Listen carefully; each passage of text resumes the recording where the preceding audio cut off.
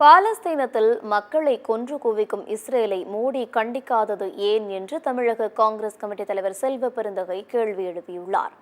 பாலஸ்தீனத்தில் அப்பாவி மக்களை கொன்று குவிக்கும் இஸ்ரேலை கண்டித்து தமிழ்நாடு முஸ்லிம் முன்னேற்றக் கழகம் சார்பில் சென்னை சைதாப்பேட்டையில் மாபெரும் கண்டன ஆர்ப்பாட்டம் நடைபெற்றது.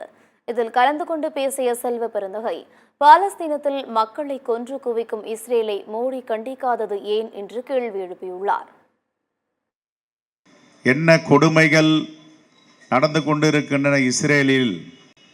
இதை இந்திய நாடு வேடிக்கை பார்த்து கொண்டிருக்கிறது.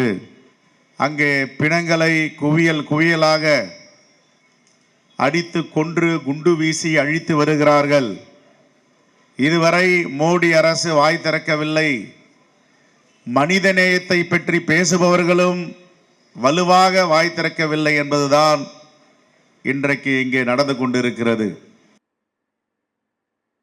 இந்த ஆர்ப்பாட்டத்தில் பேசிய தமுமுக தலைவர் ஜவாஹிருல்லா, இஸ்ரேலின் பயங்கரவாதத்தை கண்டித்து இந்திய நாடாளுமன்றத்தில் அனைத்து உறுப்பினர்களும் குரல் எழுப்ப வேண்டும் என்று வேண்டுகோள் விடுத்துள்ளார்.